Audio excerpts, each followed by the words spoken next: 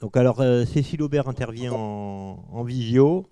Bonjour. Bonjour à tous, je voudrais présenter les travaux du groupe d'économistes dont je fais partie sur cette problématique des pesticides. Donc, la plupart d'entre eux sont présents dans la salle. Il s'agit de Yann Reynaud, Nicolas Pasquier, Marianne Lefebvre, Pauline Pédour et aussi Marc Reynal, bien qu'il ne soit pas économiste, dans le cadre de partenariat avec Vitirev et Vitae. Donc la problématique générale est celle que nous avons déjà discutée ce matin, qui est particulièrement difficile dans le cadre de la vigne parce que les pesticides sont très peu coûteux et les économies de pesticides sont vraiment très faibles, on en a parlé, c'est quelques centimes d'euros par rapport à un prix du produit final qui peut être très élevé.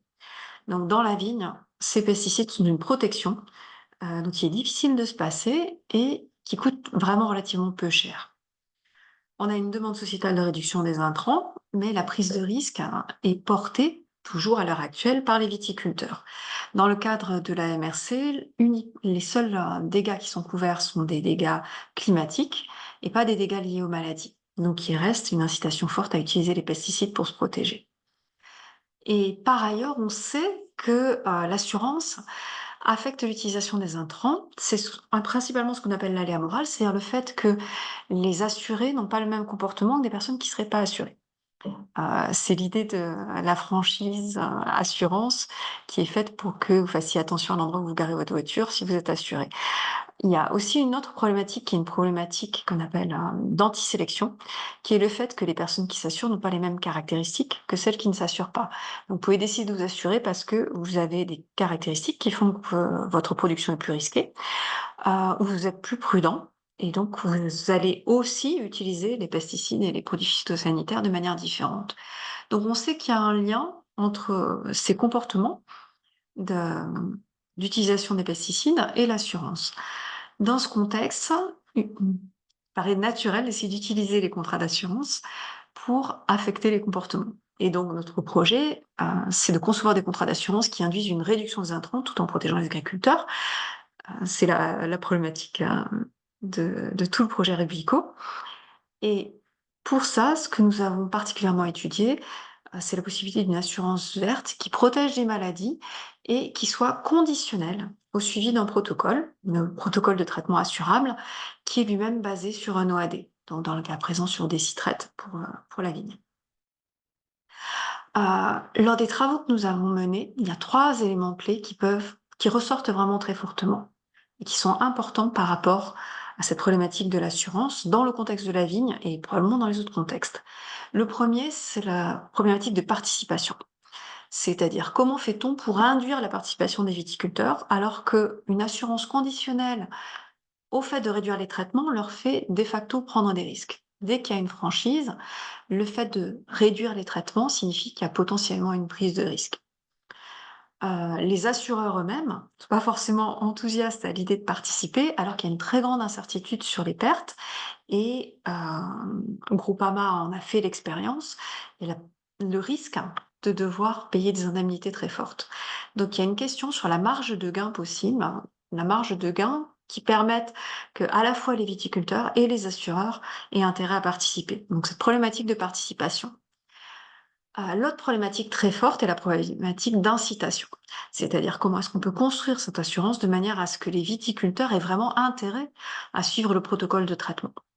On peut avoir des techniques pour contrôler, mais encore faut-il que les viticulteurs continuent à participer, accepter de participer à l'assurance plutôt qu'y renoncer, malgré ce qu'on peut appeler le vécu terrain. C'est-à-dire, vous voyez qu'il a beaucoup plu, vous êtes dans des conditions où traditionnellement vous traiteriez, et l'outil d'aide à la décision vous dit de ne pas traiter, d'attendre. C'est très difficile d'aller contre l'expérience qu'on peut avoir depuis des années et de prendre le risque de faire confiance à cet outil. Donc ça, c'est la problématique incitative probablement principale. Il y a une autre problématique qui n'existe pas à l'heure actuelle parce que les contrats d'assurance ne sont pas incitatifs, ne sont pas dépendants du respect d'un protocole de traitement. Mais si on mettait en place des contrats d'assurance où le fait d'avoir traité le vendredi plutôt que le dimanche ou le lundi conditionne le versement ou pas d'une indemnité, il se poserait bien sûr, en tout cas dans certains cas, une problématique de manipulation d'informations. S'il y a des dizaines de milliers d'euros en jeu, on peut avoir un intérêt à manipuler les carnets de traitement qu'on n'a pas du tout à l'heure actuelle. Donc bien sûr, il y a une problématique potentielle sur, la crédibilité des enregistrements, qui pour le moment ne se pose pas, encore une fois. Ces 2 éléments de participation et d'incitation, ils sont très, très fortement liés au troisième élément clé qui est, un élément d'information, qui prend beaucoup de formes différentes, hein. L'absence de données qui a déjà été mentionnée, qui rend très compliqué pour un assureur, le fait d'évaluer des pertes statistiques. Une absence de données qui rend très compliqué aussi pour les viticulteurs le fait de s'engager, une incertitude forte sur l'impact de la baisse des traitements, une incertitude aussi sur le changement climatique qui va modifier encore, même si on avait des données sur l'existant, on sait que ce sera en train de changer à cause du changement climatique. Et donc il y a vraiment une problématique d'information manquante qui fait que les croyances des viticulteurs sont très importantes et qu'elles peuvent ne pas être exactes parce qu'il n'y a pas de possibilité d'apprendre. D'accord? C'est-à-dire que si personne ne réduit les produits phytosanitaires parce que c'est considéré comme trop risqué, on ne peut pas observer. Ou s'il y a trop peu d'observations, étant donné la grande variabilité des conditions en termes de cépage, de qualité des sols, d'exposition, etc., il est très difficile d'apprendre. Donc il est tout à fait possible qu'on ait des croyances qui soient pas justes, en fait, ou qui soient pas adaptées au changement climatique en particulier. Et aux modifications dans l'évolution de la propagation des maladies. Et de la même façon, ça pose un problème de calcul de profitabilité pour les assureurs. Donc ces 3 éléments sont vraiment, les clés sur lesquelles on doit travailler, nous semble-t-il: participation, incitation et information. Ça permet juste d'avoir une structure pour essayer de réfléchir au problème. Donc ce que nous avons fait, je vais tout mettre ensemble. Nous avons participé à l'expérimentation de terrain qui a été, menée dans le cadre de VitiREV avec Groupama, Tutiac et Buzet et l'IFV, principalement avec Marc Rénal, dont on a déjà parlé ce matin. Nous travaillons toujours sur la conception théorique de contrats incitatifs et l'intérêt d'une subvention qui prenne cette forme, qui prenne la forme assurantielle. Et nous avons aussi réalisé, en particulier, avec Marianne Lefebvre ici présente, une enquête qui sera présentée par Yann Reynaud dans quelques minutes, qui est une enquête auprès de viticulteurs pour essayer, de mesurer leur intérêt. Donc les 3 approches sont différentes, mais elles sont très complémentaires. L'expérimentation de terrain nous a vraiment permis de calibrer, des valeurs pour l'enquête et d'ajuster nos hypothèses et nos modèles. Elle a permis aussi un apprentissage par les acteurs, vraiment un apprentissage en cours de campagne du fait que l'OAD est efficace, qu'il était relativement performant, en tout cas les premières années, et une preuve de concept aussi, qu'on pouvait induire un changement de pratique, probablement grâce à une assurance conditionnelle à un protocole de traitement. Du point de vue théorique, il s'agit vraiment de regarder comment inciter à adopter quelque chose qui consiste en une innovation de pratique. C'est pas une innovation en termes de matériel, mais une innovation de pratique qui est risquée. Donc on cherche à assurer à la fois la participation et l'incitation et on étudie la nécessité du rôle d'une participation des pouvoirs publics parce qu'on l'a vu, il y a très peu de gains financiers, il y a très peu de marge de gains qui permettent d'assurer à la fois la participation des viticulteurs et des assureurs. S'il n'y a pas de subvention publique, on pense que ça se fera pas, en tout cas à l'heure actuelle, avec les données actuelles et les croyances actuelles. Donc l'idée d'une expérimentation qui permette d'apprendre aussi sur les risques réels. Et enfin, l'enquête, il s'agit ici de mesurer l'intérêt des viticulteurs, la valorisation des viticulteurs pour une assurance de ce type, une assurance incitative, conditionnelle au respect d'un protocole, avec un OAD, et les caractéristiques d'un contrat d'assurance qui les attirerait le plus. Donc on a ces 3 éléments qui communiquent entre eux et qui nous permettent de progresser dans notre travail. Pour tirer les leçons de VitiREV, donc qui ont déjà été un petit peu présentées de l'expérimentation en VitiREV, je voudrais parler d'abord de ce qu'on a appris en termes d'information, donc sur cet élément clé information. On a un apprentissage sur l'efficacité du protocole de traitement assurable, dont on a vu qu'il a été très efficace, c'était très positif jusqu'en 2022, ce qui a conduit les caves de Tutiac et Buzet à accepter une franchise de 5%, alors que la première année, elles ne voulaient pas de franchise. Ça a permis de baisser fortement l'IFT avec des pertes très limitées ces premières années. Mais on l'a vu, ensuite, on a eu de gros soucis sur les années suivantes. Et même sans parler tout de suite de ces problématiques, ce qu'on a bien vu, c'est qu'il y avait un gros travail de surveillance des rangs. Donc ça, le passage à plus grande échelle est compliqué.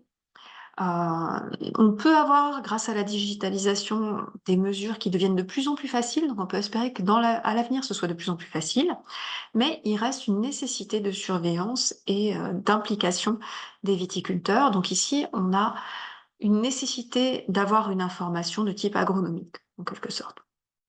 Un deuxième point, ce qui a été bien souligné pour Agrupama, c'est l'impossibilité, ou en tout cas la très grande difficulté, à identifier les sources des pertes. Est-ce qu'il s'agit de climat ou est-ce qu'il s'agit de maladie? Et ça milite en faveur d'une assurance qui lie maladie et climat et qui ne les sépare pas, contrairement à la structure actuelle de la MRC. Donc vraiment un type d'assurance différent qui prenne en compte à la fois la maladie et le climat et n'essaie pas d'identifier la source des pertes. Voilà. Donc la MRC, l'assurance ne peut être à l'heure actuelle subventionnée sous la forme d'une assurance de type MRC que pour le climat, mais ça n'empêche pas, bien entendu, d'étudier d'autres schémas assurantiels qui seraient légaux aussi, hein, bien sûr, mais qui pourraient pas être subventionnés dans les mêmes cadres, qui nécessiteraient une implication différente, comme ce qu'a fait la région dans le cadre de Vitirev, de manière expérimentale. L'assurance paramétrique est une suggestion qui revient souvent. Il faut bien voir qu'à l'heure actuelle, elle consiste, étant donné qu'on n'a pas de bons indicateurs des pressions fongiques et surtout de lien avec les pertes qui sont créées par les maladies, une assurance paramétrique, c'est quand même quelque chose qui ajouterait du risque. Donc ça peut être un outil financier intéressant pour des grosses exploitations. Paraît assez peu probable que ça soit un bon outil pour des petites exploitations parce que ça augmentera encore le risque auquel elles font face. Donc là, il s'agit de problématiques d'information de type assurantiel.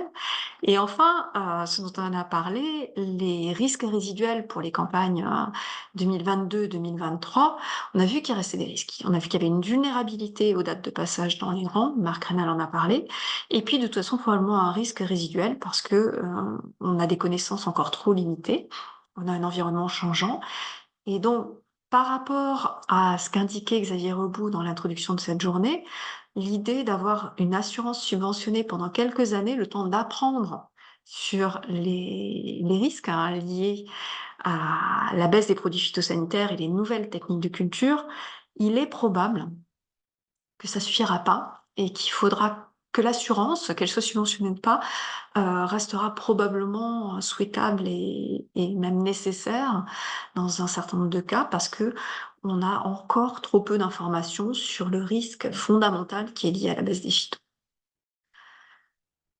Donc, les leçons de Vitirage maintenant par rapport à la participation. On a cette problématique au niveau financier qui ressort toujours, c'est-à-dire pourquoi les viticulteurs participeraient-ils alors que les traitements sont si peu chers? Ils peuvent considérer que la prise de risque est excessive, donc il y a vraiment besoin d'un accompagnement de ce point de vue, et la participation des assureurs, puisque identifier la source des pertes est trop coûteuse. Donc il faut trouver un schéma assurantiel qui permette cette participation des uns et des autres, avec éventuellement une subvention. Donc il y a deux problématiques qui ressortent et sur lesquelles on peut faire des recherches en économie. La première qui est cette valorisation des viticulteurs pour une assurance verte. Est-ce qu'on peut trouver une forme d'assurance qui soit suffisamment attractive pour que ça couvre les coûts des assureurs et qu'il y ait un marché qui puisse émerger? Donc c'est ce que nous allons voir grâce à l'enquête que nous avons faite. Et ce dont je voudrais parler tout de suite, c'est un travail plus théorique sur le fait de concevoir une assurance verte incitative, sachant qu'elle fait d'une certaine manière prendre des risques, ce qui est paradoxal pour une assurance. Donc la première question, je l'ai dit, c'est l'objet de l'enquête que nous avons menée. Et la deuxième, c'est une théorie qui est encore beaucoup à développer dans le cadre d'un rubrique en particulier. Très rapidement, pourquoi est-ce qu'il est intéressant d'utiliser l'assurance plutôt que des subventions, puisque tout l'objectif de cette journée est de parler de l'assurance, mais il y a quand même une base théorique. Si on veut inciter à un changement de pratique par le biais d'une subvention classique, il faut qu'on soit capable que cette subvention soit assez importante pour couvrir les pertes qui sont attendues par l'agriculteur. Donc ça va dépendre de ses croyances. Et l'assurance, au contraire, n'est payée qu'en cas de perte effectivement constatée. Donc l'assurance va être moins coûteuse dans la mesure où elle n'est déclenchée, où le paiement n'est déclenché qu'en cas de perte réelle. Elle va être moins coûteuse pour induire la participation des agriculteurs s'ils sont averses au risque. S'ils n'aiment pas le risque, l'assurance est attractive, bien sûr.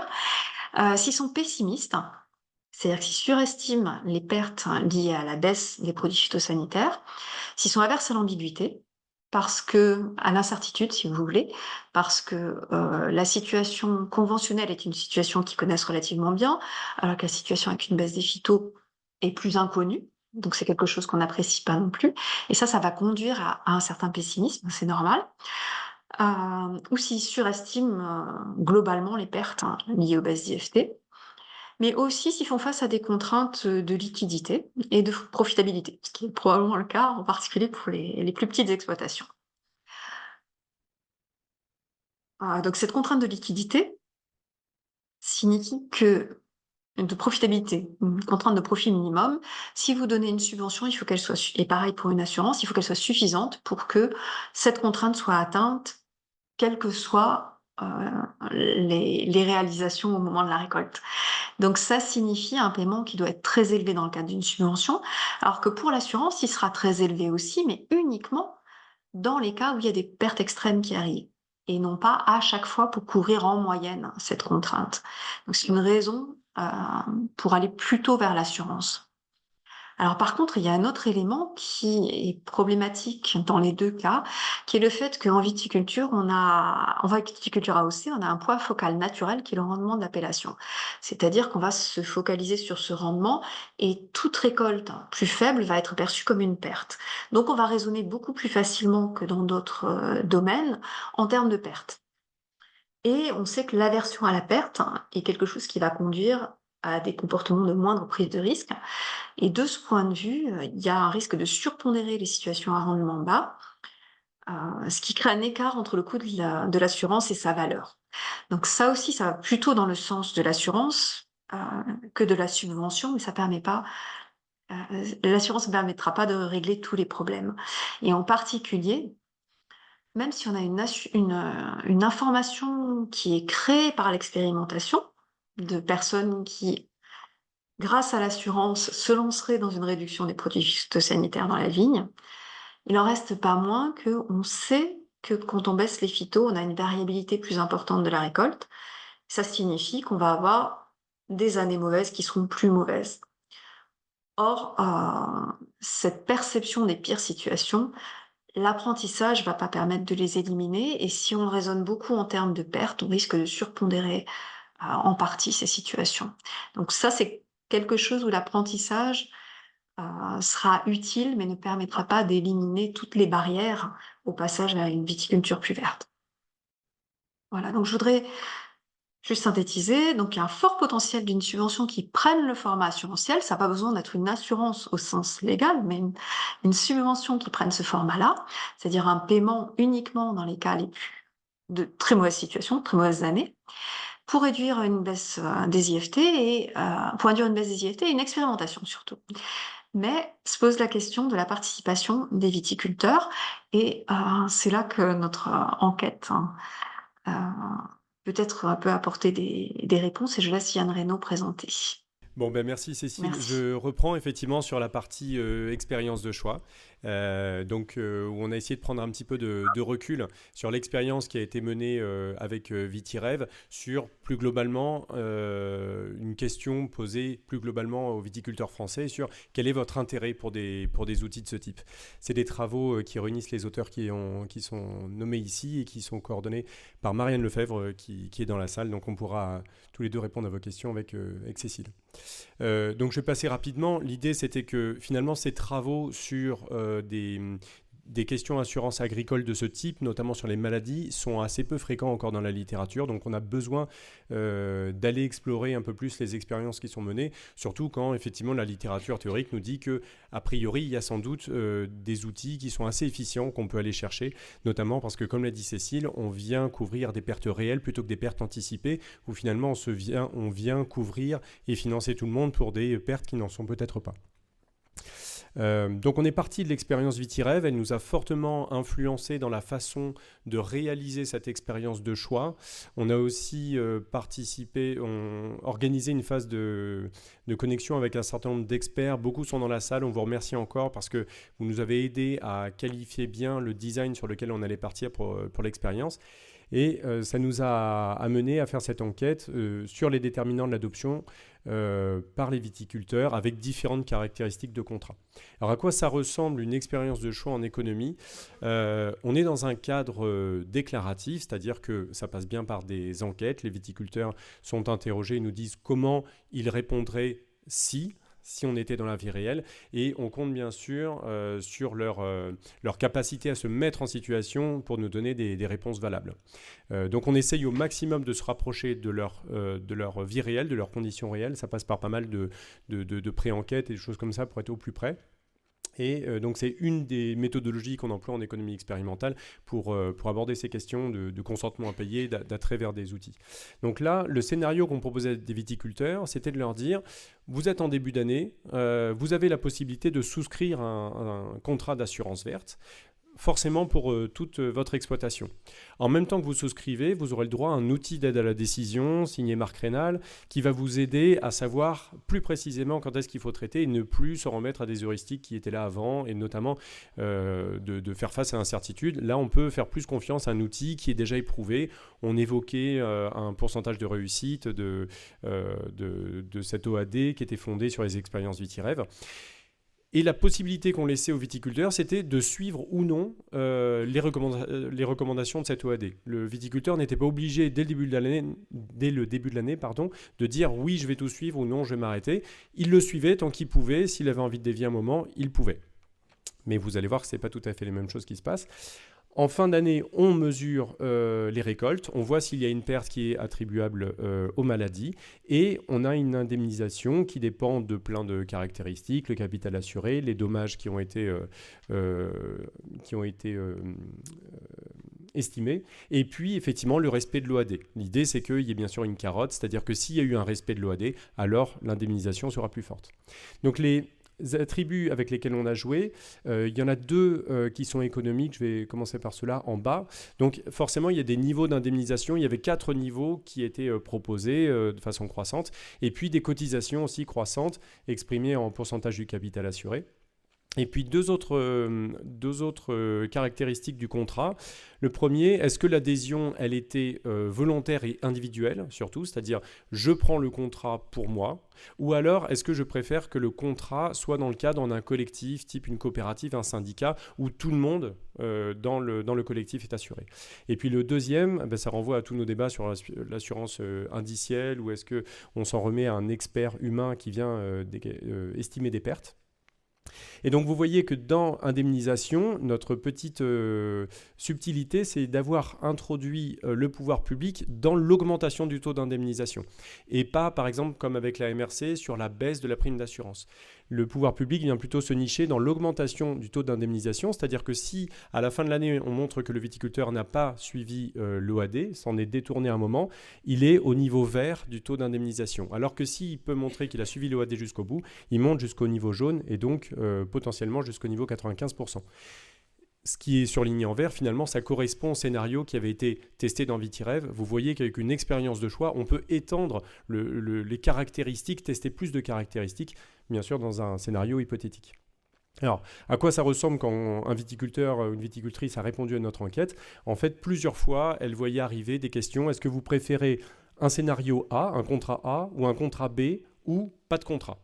D'accord ? Et on pose plusieurs fois la question, à chaque fois en mélangeant les caractéristiques.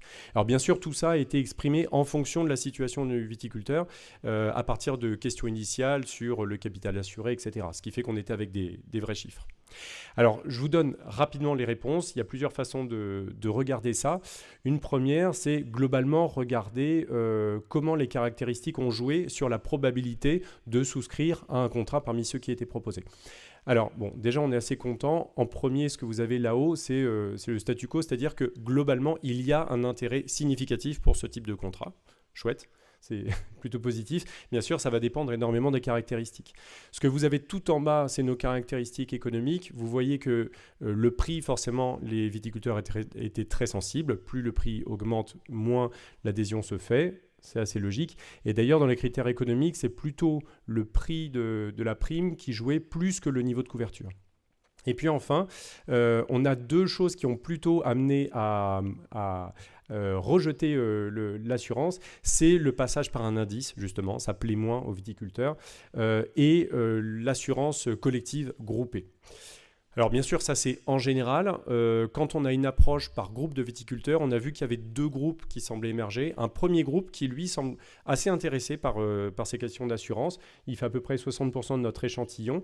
Et ce qui est assez intéressant, c'est que c'est soit ceux qui nous déclarent qu'ils sont intéressés pour réduire les pesticides, soit c'est des agriculteurs en bio et surtout ceux en conversion en bio, comme s'ils y voyaient une façon de sécuriser leur transition. Donc ça, c'est un point de vue intéressant. Le deuxième groupe, lui, forcément, il est plutôt intéressé par les caractéristiques financières qui lui sont proposées et donc semble un peu moins intéressé par le principe du contrat dans son ensemble. Alors on est allé jusqu'à essayer d'estimer un impact sur le terrain si de telles assurances venaient sur le territoire, un impact et puis une estimation de l'efficience aussi. Alors sur l'impact, vous voyez, on a essayé de redresser notre échantillon. Forcément, on n'était pas tout à fait représentatif avec nos 400 viticulteurs de la ferme Viticole France, mais globalement, on arrive à des réductions d'IFT assez fortes. Alors toujours basées sur des estimations qui ont été faites dans le cadre de VitiREV, des réductions d'IFT assez fortes et finalement assez peu d'effets d'aubaine. Donc ça, c'est plutôt une bonne nouvelle pour les pouvoirs publics.